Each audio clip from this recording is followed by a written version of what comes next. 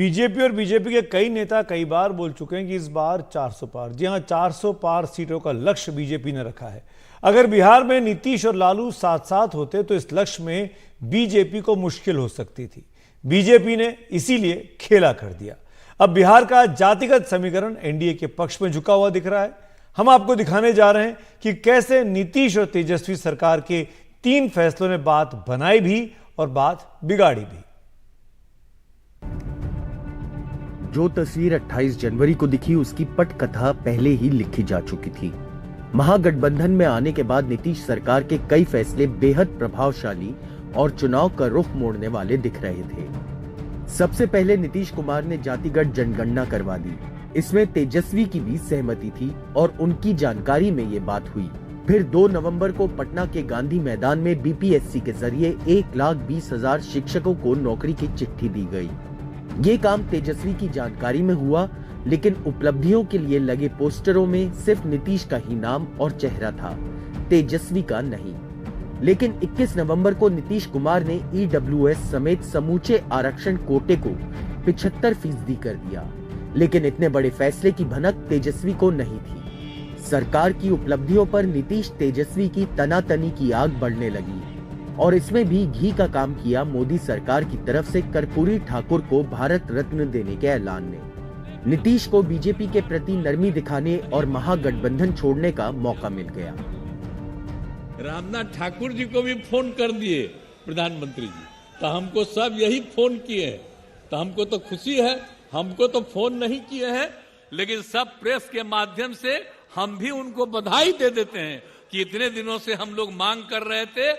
आप ये सब चीज मत कहिएगा कि हम लोगों की मांग थी, आप खुद कहिएगा कि वही कर दिए हैं, लेकिन तब भी आपको हम बधाई देते हैं।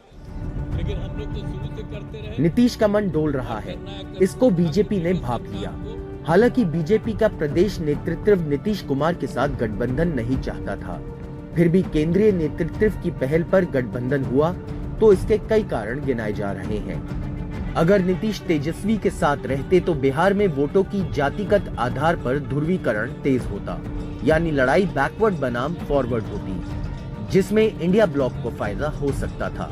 बिहार में वोटों का गणित देखें तो ओबीसी 27.12% है, जिनमें यादवों की संख्या 14.26% है, ईबीसी 36% है, जबकि अनुसूचित जाति की आबादी 19.65% है, स्वर्ण 15.52% है और मुस्लिम 17.7%।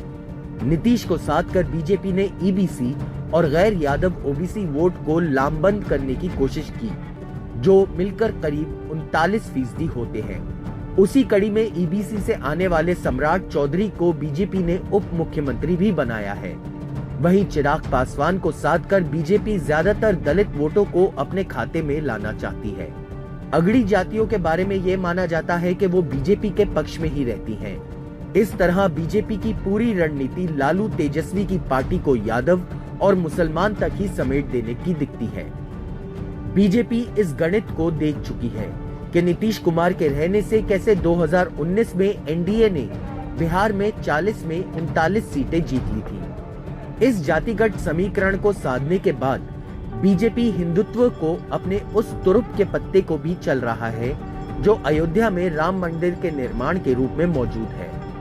भारतीय जनता पार्टी के पूरे प्रदेश नेतृत्व और राष्ट्रीय नेतृत्व जब निर्णय लिया कि हम नीतीश कुमार जी के साथ जाएंगे, तो मैंने कहा मैं अयोध्या जा रहा हूं, अब लोग सभी, विजय जी, प्रेम जी, संजय मयूर जी, सभी लोग जाएंगे और मैं अपना मुरेठा और सर को मुड़वा कर प्रभु श्री राम के चरणों में दूंगा।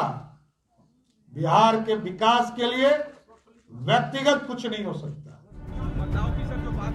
बीजेपी को यह भी पता है कि नीतीश कुमार का समर्थक बदलकर सरकार चलाने की कोशिशों ने उनकी पार्टी को लगातार बेहद कमजोर किया है।